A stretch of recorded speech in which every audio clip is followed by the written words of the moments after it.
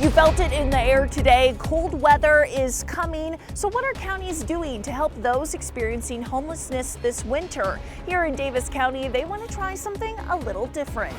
The Salt Lake City Park City Coalition, one of 3 finalists to host the Sundance Film Festival Beyond 2026. Sundance really helped us get ourselves out there. How businesses and venues are hoping to keep the festival here for years to come. And we're warming back up as we head into the weekend, but it's the warm before our next storm.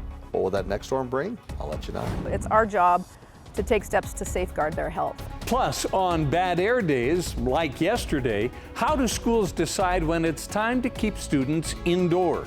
And honoring Utahns who've reached a century of life, including 2 women who've been friends nearly all of those 100 years. Live from Utah's news leader, Fox 13 News at 9 starts right now. Good evening, everyone. I'm Bob Evans. Kelly has the night off. We felt it in the air today. The temperatures are going down, and it'll be cold weather before you know it. So what is the state doing to help those experiencing homelessness this winter? Fox 13 News reporter Emily Tenser shows us. Utah's biggest counties have a little over a month left to scramble to secure the beds and services to help their homeless populations before it gets too cold. What we're proposing today is to fund what we know can happen. The Utah Homeless Services Board met Wednesday to vote on the funding for each county's winter response plan. There have been over 50 meetings for this winter response planning with those groups. That includes a lot of mayor's time, a lot of county staff time, and a lot of our time. The Office of Homeless Services budgeted almost $3 million for the 2024-2025 winter, but after reviewing the submitted plans, the amount the office recommends to fund is actually over $5.8 million.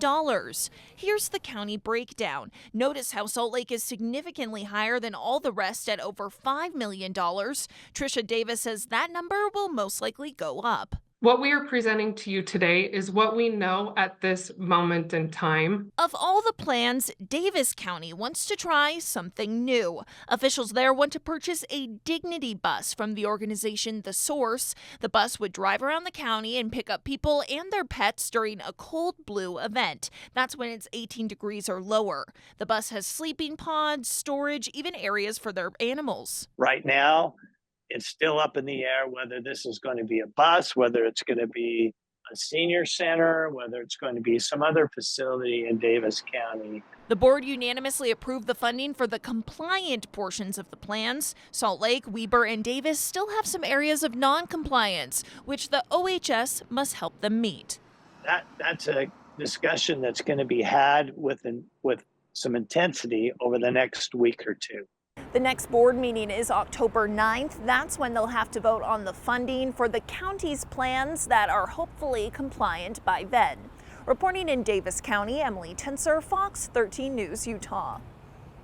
We have an update on the feedlot fire in Box Elder County this evening. It has burned 600 acres, but crews were able to gain 50% containment today. Several engines will remain on scene. Crews anticipate full containment by tomorrow night.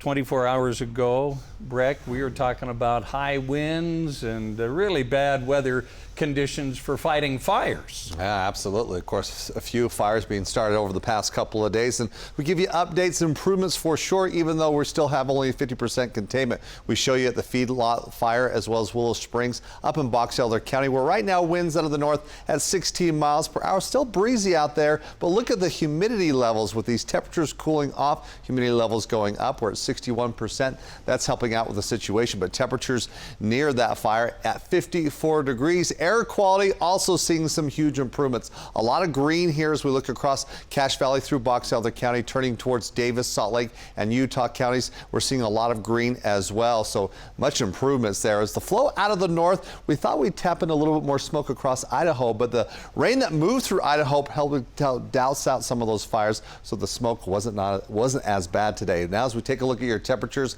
for your highs today, many locations only getting up into the 70s, including along the Wasatch Front, 60s in Logan. Right now we're in the low 50s in Logan. We're looking at low to mid 60s here along the Wasatch Front. We've got freeze warnings in effect, though, as chilly temperatures near freezing. Huntsville over towards Park City, Heber City as well. Again, that's in the overnight hours as we'll be looking at these cold temperatures. But we're warming up, as mentioned, for the weekend. But another big drop expected with an approaching storm system. When does that hit? I'll answer that coming up in just a few minutes. Breck, thank you. The Sundance Film Festival has narrowed its list of future host finalists to just 3 cities. They are Boulder, Colorado, Cincinnati, Ohio, and the Salt Lake City Park City Coalition. Fox 13 News reporter Chris Arnold found out today what the Beehive State plans to do to keep the famed film festival right here. And it helped put this theater on the map. That marquee is the most photographed marquee during that 1 week of the year. The Sundance Film Festival has called Utah home for 4 decades. In '81, the festival was moved to Park City, and that was when the Egyptian was recently refurbished, so we found a new home for Sundance. Jen Silva is the director of operations for the Egyptian Theater, which Sundance rents during the festival. She says the venue is thriving independently, but that wasn't always the case. Sundance really helped us get ourselves out there, get ourselves known as this theater, as the Egyptian Theater. We couldn't have done it without them. It helps a lot of businesses, and it's really good for our restaurant community and our lodging community. Monty Coates is the co-owner of Southwestern Expressions, which set up shop along Park City's Main Street back in 1987. It's 100% copper. The store specializes in unique items with a mountain theme. Coates says they usually see business pick up during the second weekend of the film festival every year. Then we kind of get the film tourists, people that kind of come to enjoy the films. A lot of returns at the local level. Local businesses see and feel that economic impact. Earlier this year, the festival announced they would consider leaving the Beehive State when their current deal ends in 2026. In July, 6 host city finalists were announced before being whittled down to 3 on Thursday. The remaining 3 are Boulder, Colorado, Cincinnati, Ohio, as well as Park City and Salt Lake City. We are so thrilled. The place for Sundance is the state of Utah. Fox 13 News asked Salt Lake City Mayor Erin Mendenhall on Thursday how she feels they stack up against the competition. It's hard to stack the inexperience and the unknown of a new place against what has been a historic relationship. And at once, what we're offering is a new friendship between Salt Lake City and Sundance that hasn't quite existed in the past in a bigger way. The Sundance Film Festival Selection Committee toured both Park City and Salt Lake City late last month. Mayor Mendenhall says the resounding theme from the visit was that the committee saw Salt Lake City in a way they hadn't before. As for the Sundance Film Festivals in 2025 and the following year, both will take place in Park City and Salt Lake City. I love the history of our relationship with them. The Sundance Institute says a decision will be announced next year after the 2025 festival. Here in Park City, Chris Arnold, Fox 13 News, Utah. The Salt Lake County Sheriff's Office has made several arrests in connection with the theft of a copper mold from Kennecott. Authorities say their investigation began last Friday. They say the suspects allegedly took about $80,000 worth of property. The suspects tried to take copper to Ortiz Recycling to likely get it melted down for wholesale. Deputies were then tipped off about that, and that led to today's arrests. So next steps on this, the individuals we have taken into custody, we will interview them, we will collect additional information, and then we will likely move forward with charges with the District Attorney's Office or in partnership with the Attorney General's Office. The Sheriff's Office has yet to release the identities of the suspects who were taken into custody. Tonight, the Ballpark Action Team hosted a meeting at the Urban Indian Center of Salt Lake to discuss the future of Smith's Ballpark, and it was packed.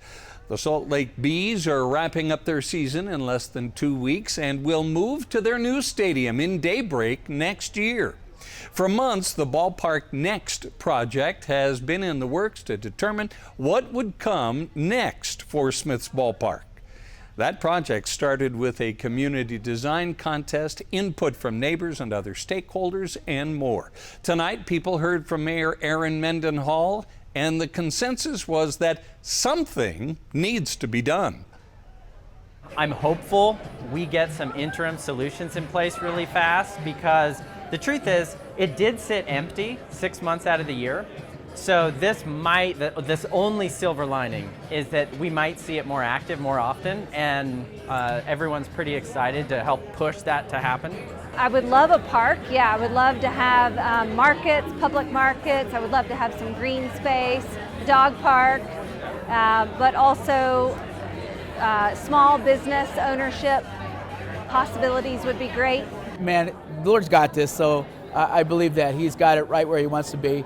I think the leadership that's in place, you may or may not agree with everything that she projects, but at the same time, she's a leader and she's kind of got things kind of right where she needs them to be. Salt Lake City officials are negotiating with the University of Utah to bring their baseball team to the ballpark, but to have a non-exclusive contract with them so the space can be used for other things too. Real Salt Lake fans met their favorite players while donating blood today in Sandy. The American Red Cross has been dealing with an ongoing emergency blood shortage, and players and fans stepped up. At America First Field, RSL and Utah Royals players showed up to talk with volunteers who came to donate blood. RSL player Diego Luna is no stranger to the feeling of scoring a goal during a game, but he says being a part of this blood drive felt like a different kind of win. The people that I've never met before, and just to bond with them right away just like that and kind of connect with them on a deeper level, right? Like they're getting their blood drawn for a good cause, and it's not just like a hello, can I get an autograph? It's more of a deeper conversation, and I think that's special. As a thank you, soccer fans received a special treat. Donors were entered into a drawing to win tickets to a Real Salt Lake game, and all blood donors received discounted tickets. Since July, the national blood supply has fallen by more than 25%. In Utah, about 45 hospitals rely on the Red Cross for their blood supply. When the smoke blows in, we stay in. How schools make the decision to keep kids indoors on bad air quality days. Plus, news on a potential second debate between Vice President Kamala Harris and former President Donald Trump. And new signs that Harris is widening her lead. Home-cooked meals from scratch with the goal of feeding family time. Still ahead, a Utah-made company that's whipping up an answer to what's for dinner. The Utah Hockey Club had a lot of young talent on the ice here in Utah, but one of the biggest stars didn't lace up his skates. I'll tell you who and why coming up. A Logan couple was arrested earlier this week after a 4-month-long child abuse investigation, and we want to warn you some of the details are disturbing. Court documents indicate the victim claimed she and her sister were abused for years by 49-year-old Jimmy Stewart and 48-year-old Jean Stewart. She described at times being tied to chairs, being locked in a basement with little or no food, stabbed with forks or knives, being forced to run around outside with no shoes on. The court documents say Jimmy Stewart admitted to the abuse and that Jean denied the allegations. They're both being held without bail.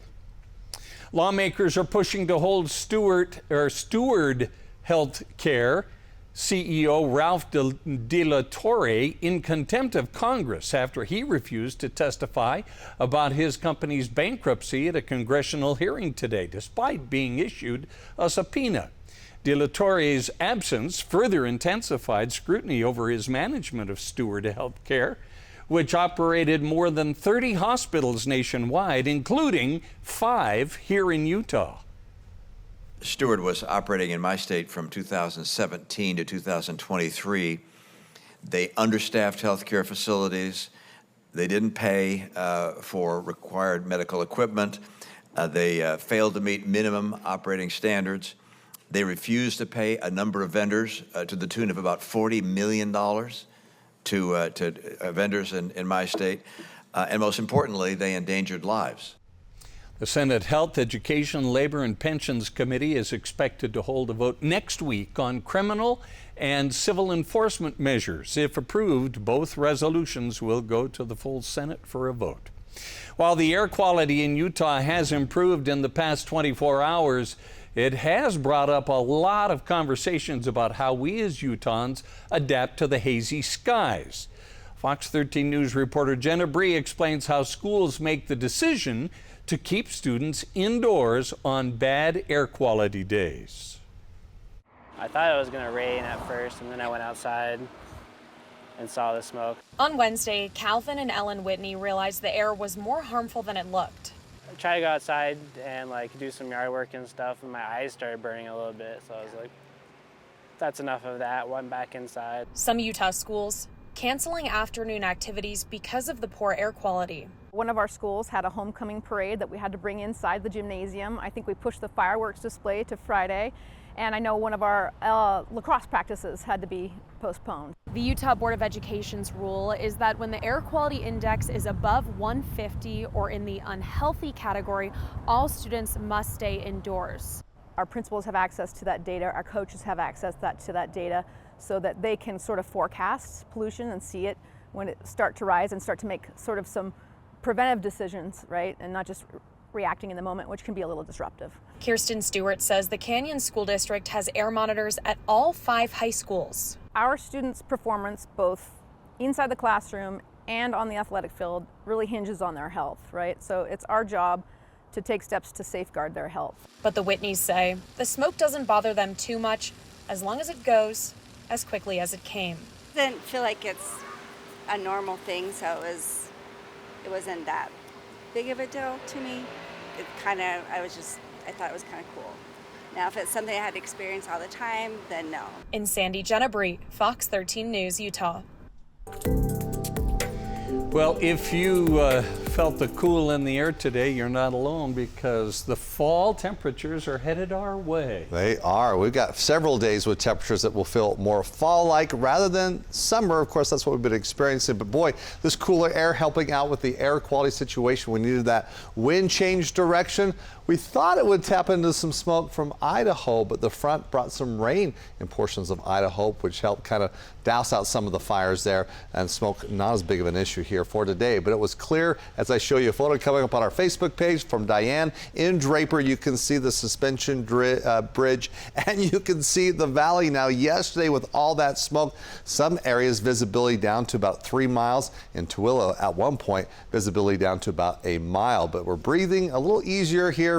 Actually, big improvements as for our lungs here. We're looking at our AirView telesensors here. We are seeing a lot of green here all across northern Utah, including the Salt Lake Valley. Yes, you're seeing some areas in the yellow, and that is what we'll be moving into tomorrow. We see a little bit of smoke coming into play as we move towards the weekend, but far cry of what we saw yesterday. But we do see potentially for a period of time, beginning of next week, that we might see some smoke returning as we tap into a southwest flow, which could potentially bring some smoke once again from Southern California. Today's high, though, in Salt Lake City at 71 degrees. Temperatures a little over 10 degrees below average. Now, as we look outside right now, we're cooling off quickly.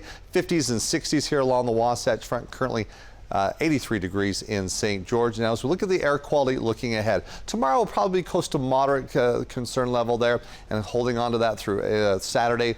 As we look Monday, though, as we're going to prepare for another storm system, a cool front will be moving in, so winds picking up out of the southwest. So again, we could be elevated as we take a look at the health concern there. And Tuesday, Wednesday, bigger improvements getting back to green, because we're going to bring in some rain showers with this next storm system. And looking ahead from the Climate Prediction Center, the forecast is that we're going to see long range below average temperatures. So as we've been seeing, temperatures in the 80s and 90s. Some days we're talking 70s and even 60s here across northern Utah. But it's going to be chilly tonight with that front moving in, as we'll be clearing out skies here. It looks like we have a freeze warning in effect from the National Weather Service, including areas such as Huntsville, over towards Park City, Heber City as well. Temperatures, yes, getting below freezing. So if you're trying to protect any vegetation, just be mindful of that. Now, as I mentioned, with this second cool front hitting the beginning of next week, it brings a good chance of some rain showers here across northern Utah. Not only as we're looking towards Monday, but Tuesday, Wednesday as well. And there's a chance of some showers even across southern Utah as we look towards the tail end of the week. But here's the front that hit us again yesterday in its position now, kind of the final move out of the state across southeastern Utah. Here's the next one lining up. This is going to be cooler, and it's packing a lot more moisture, so it brings a better chance of some rain showers, especially across northern and central Utah. But here's your overnight lows. We're not worried about rain. It's mostly clear. Some smoke in place, but again, some areas getting down into the 30s,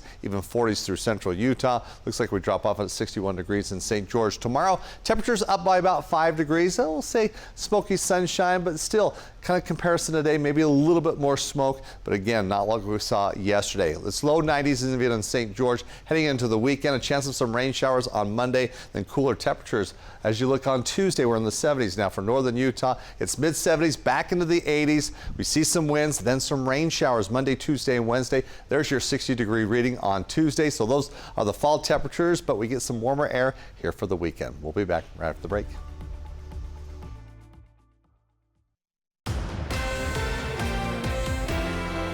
In the latest The Path to the White House series, Fox 13 News has confirmed that former President Donald Trump is coming to Utah this Saturday. The chair of the Utah Republican Party confirmed that Mr. Trump will fly into the Beehive State for a fundraiser.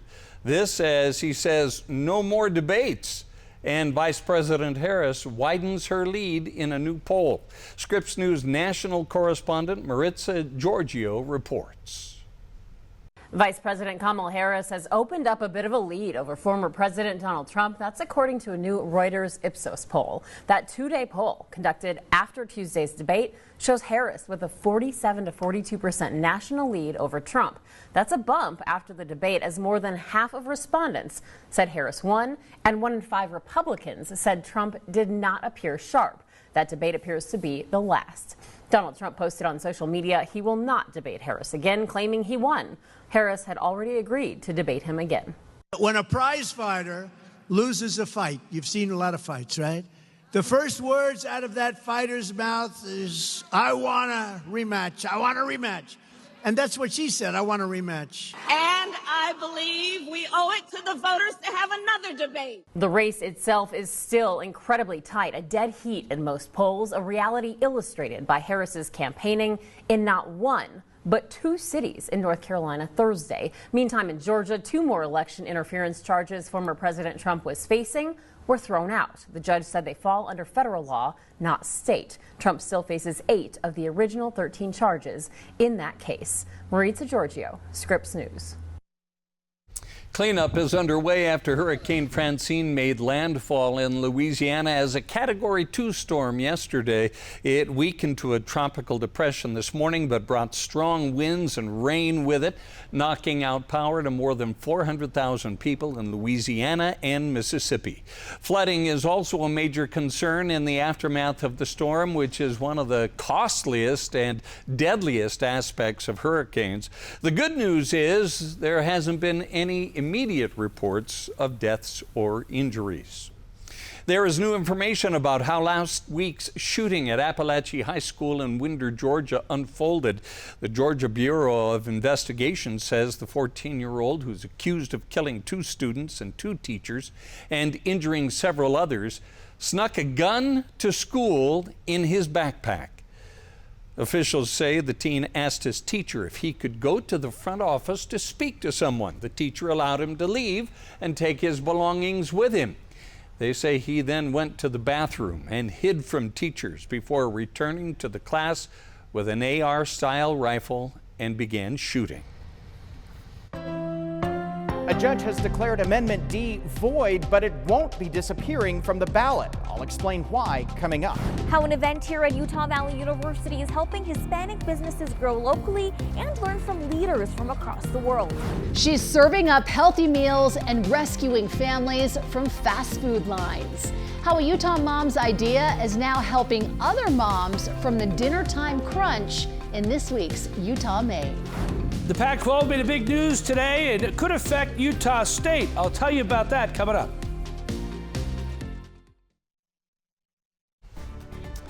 Now to a big shakeup ahead of the November election here in Utah. A judge has declared state constitutional amendment D void because its language is misleading. But it will not disappear from your ballot. You will see it. Fox 13 News political reporter Ben Winslow explains why it's not being removed. I am thrilled, although a little bit unhappy that it's still going to be on the ballot. Catherine Bealey is one of the plaintiffs in a lawsuit against the Utah legislature over citizen ballot initiatives. The plaintiffs asked a judge to block Amendment D from going on the ballot, arguing the language being put before voters is misleading. This lands squarely on the legislature. They did this to themselves. The judge decided this was a bait and switch, which it was. There was misleading language. Amendment D would undo the Utah Supreme Court's ruling that the legislature overstepped its authority when it overrode a citizen initiative on independent redistricting.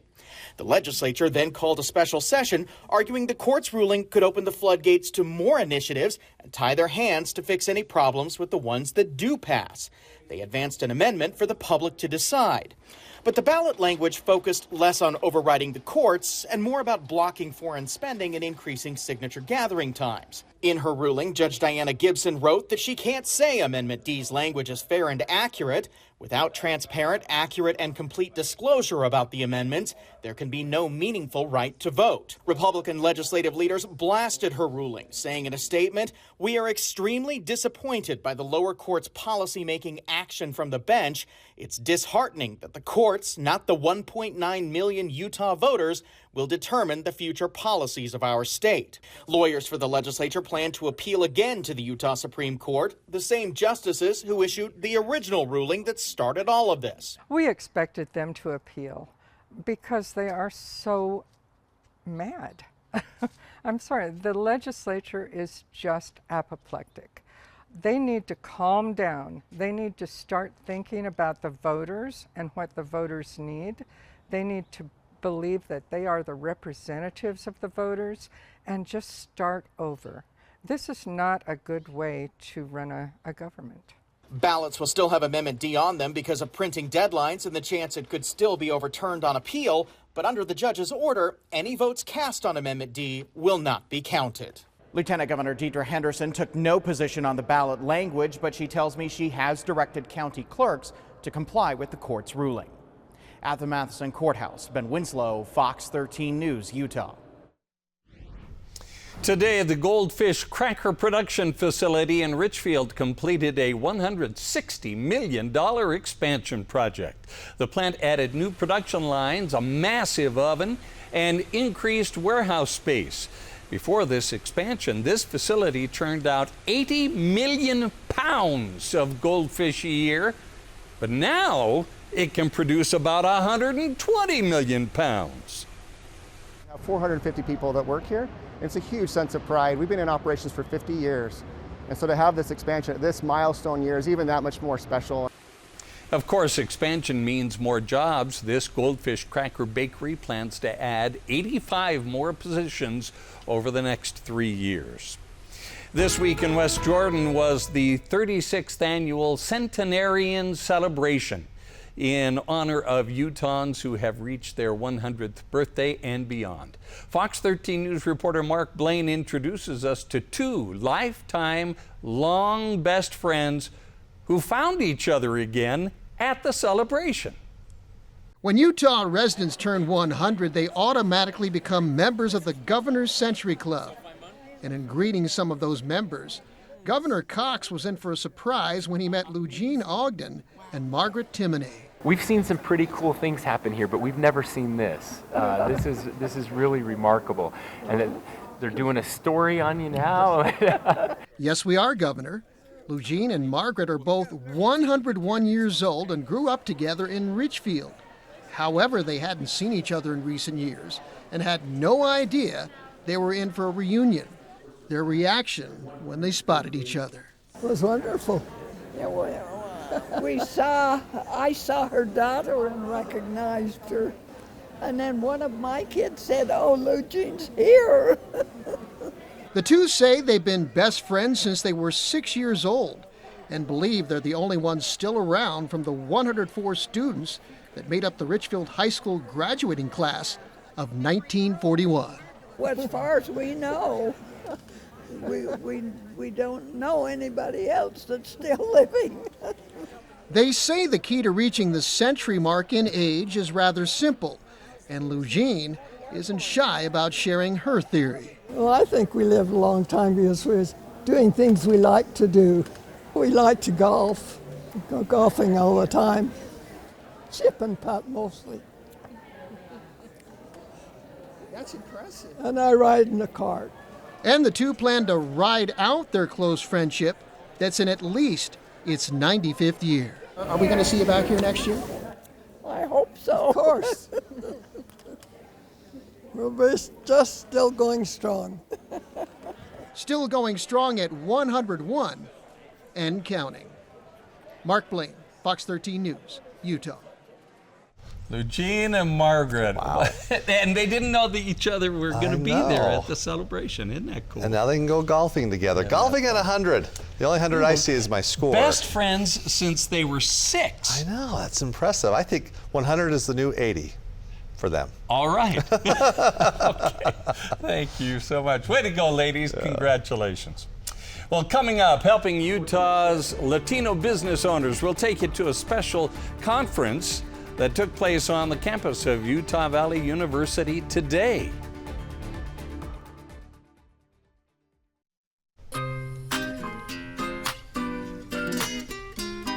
There was an event at Utah Valley University in Orem today aimed at helping Hispanic business owners grow, connect, and learn from leaders around the world. Fox 13 News reporter Maithili Gubi was there. We have right now more than 20,000 Hispanic businesses in Utah. And Sylvia Acosta runs one of them.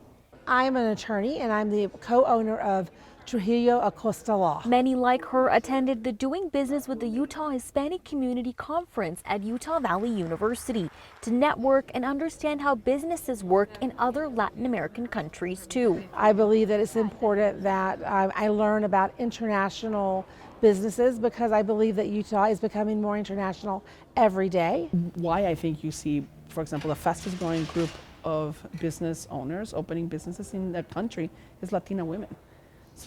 It makes sense to me because A, they're hard workers. Some of them, their kids are growing or whatever the case is, and they're like, look, I need to bring income home. I want to open my own business, right? And maybe I have to have flexibility because I have to pick up the kiddos from school anyways at 3 p.m. And what job allows you to, so you just have to think outside the box, and I think as immigrants and as communities of color, we tend to do that. But Juan Pascua with the Utah Hispanic Chamber tells me there are challenges that business owners face. Language and understanding the system are some of the big ones. We need more help learning about the grants, the financial opportunity, and because many people in our countries, they don't know what are these sources for them. Hoping to bridge these gaps and make the American dream more accessible. Try to come to United States to improve our families, but improving this country, this big country. At Utah Valley University, I am Maithili Gubi, Fox 13 News, Utah. Let's go outside, look at your current temperatures. We're already down in the 40s in Park City, 60s here along the Wasatch Front. Heading for the 30s, though, across the Wasatch. Back a chilly night for sure. We're warming up throughout the weekend. We mentioned that warm before the storm. What will that next storm bring? I'll answer that after the break. There's big news from the Pac-12 that should affect Utah State in the near future. And I'll tell you who are the 6 Utah residents that will play in the first PGA Tour event in the state in 60 years. Coming up in sports.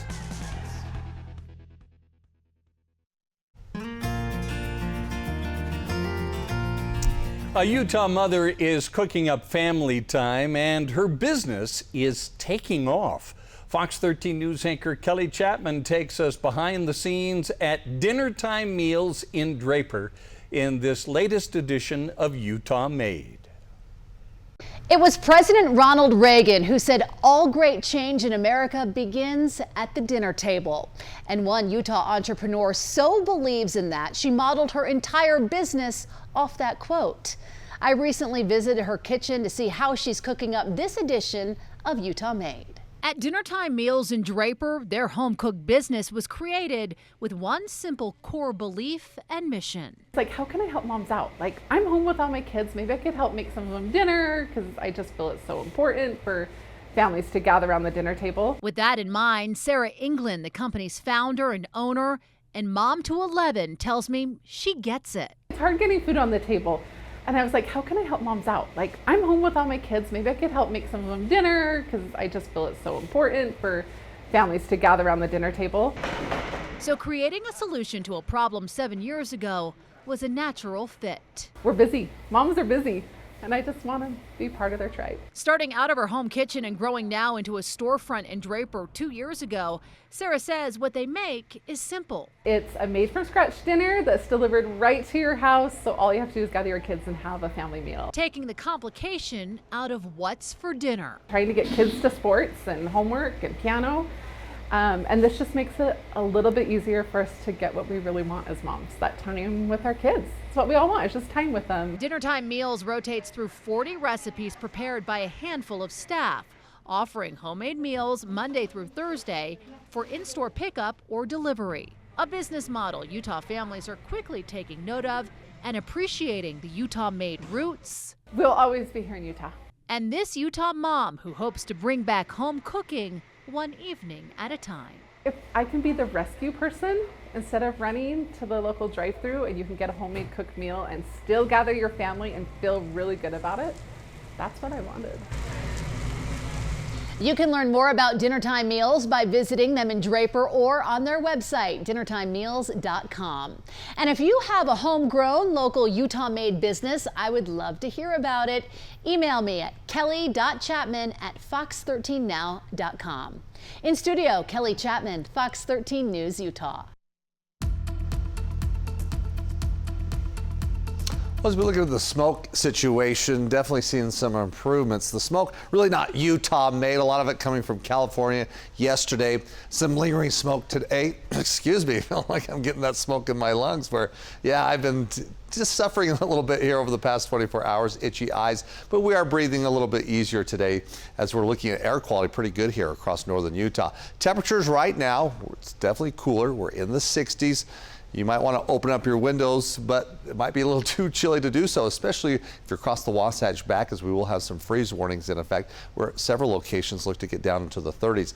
Winds, look at the direction all across the state, mainly out of the north-northwest. That's due to the front that's already swept through, now has finally made its clearance exiting the state. And so we're going to be back on the rise with temperatures. What about the smoke, though, as we look ahead? Models showing, yeah, we're still going to see smoke here. Now, the intensity of the smoke, just kind of question it right now. Again, the models were saying, hey, we had a lot of smoke up in Idaho. That smoke moved in, but we didn't have a lot of smoke because the precipitation helping actually reduce the smoke here across the state. But under that northerly flow, the focus is that we will still continue to see areas of smoke tomorrow. Again, not as thick, but the focus mainly across west central into central Utah. But we'll see some improvements moving into the week, and we're going to see more of a southerly flow under high pressure. It's not quite southwesterly, at least initially here, so we definitely don't see as big of a concern here moving through the weekend with air quality. But again, it will still be around just a little bit. I mentioned the freeze warnings that are in effect here for tonight through tomorrow morning, including areas such as Liberty, Eden, Huntsville, over towards Colville as well, into Park City, Heber in addition. So again, mainly across most of the Wasatch back and some of those kind of lower Wasatch back or Wasatch Mountain valleys, we'll see that threat of that freeze where temperatures, yeah, could be right near freezing here in the overnight hours. But high pressure building in for the weekend. As it does so, we're going to see temperatures on the rise as we'll be back into the 80s here along the Wasatch Front, even mid to upper 80s both Saturday and Sunday. But we're gearing up for another storm, this one packing more precipitation and some cooler air. By Tuesday, we're going to be looking at temperatures here along the Wasatch Front dropping into the 60s. Tonight, with your overnight lows in the low 50s, mostly clear, a little bit of smoke still around. So as we wake up tomorrow morning, we'll see the sunshine. as we'll be looking at highs maybe about 5 degrees warmer than what we found today. That means mid-70s here along the Wasatch Front. Kind of just the ideal temperature for this time of year. Again, the winds will be calm. It will feel quite nice. We'll be in the 80s, at least through Milford and Cedar City, and low 90s in St. George. So we'll keep it in the low 90s. You've got the sunshine for the weekend. Then the front hits, some winds, some rain on Monday, and cooler temperatures Tuesday. How about 70s for St. George? At 70s for tomorrow, back into the 80s as we move through the weekend. Then it's rain showers Monday, Tuesday, Wednesday, lingering rain on Thursday. So a wet upcoming week as temperatures will be in the 60s and 70s, and definitely keeping fall temperatures around a little bit more. The Utah Hockey Club had some great young talent on the ice at the Utah Olympic Oval the last 2 days, but their first ever pick in the NHL draft did not lace up his skates. Here's Fox 13's Morgan Vance. The final day of rookie camp in the books, 26 prospects on the ice, though one was noticeably absent. Tej Iginla recently injured his hip. He was being evaluated, and today we found out that he will miss all of the upcoming rookie face-off. Iginla, the 18-year-old son of Hall of Famer Jerome Iginla, who won a gold medal here with Canada back in 2002, was taken by the Utah Hockey Club at the NHL draft back in June. But Iginla wasn't their only first-rounder. Colboy Dwin taken later in the first round, and I asked the Ontario native about how that relationship with Tej has developed so far. Yeah, I played with him at U18 for Team Canada, and we got really close there. And he's a really great guy and a really nice guy, and we got to know each other really well. And then now being drafted to the same team, it's unreal. He's a great person and an even better player on the ice. Gives an opportunity for some guys to come in late, and they've been working hard all summer. They've been waiting for an opportunity to play. They get a little bit more ice time. So yeah, there's always a bright spot to an unfortunate situation, but obviously it's precautionary, and we want to make sure that Tej is ready to go for camp. Next up for the Utah Hockey Club is the rookie face-off down in Los Angeles beginning tomorrow, where they will face the San Jose Sharks and their first-round pick, Macklin Celebrini, from the Olympic Oval. Morgan Vance, Fox 13 Sports. Here's big news that will affect Utah State. 4 teams from the Mountain West are joining Oregon State and Washington State in the Pac-12 Conference prior to the 2026-27 academic year. They are Boise State, Colorado State, Fresno State, and San Diego State. The NCAA requires conferences to have at least 8 members, so the Pac-12 will have to add 2 more schools. The question is, will Utah State be one of those schools added to the Pac-12? 2 Utah natives on the PGA Tour will highlight the field at the Black Desert Championship in St. George area on October 10th through the 13th with Zach Blair and Patrick Fishburne. They will be joined by 4 of the Utah residents, J. Don Blake making his 500th career PGA Tour start in his hometown, Mike Weir, Peter Quest, and Kie Akina, high school senior at Lone Peak High School. This will be the first PGA Tour event in Utah in 60 years. We'll be right back. We are 30 seconds over, so stick around for QuickCast. It's coming up next. It'll be quicker.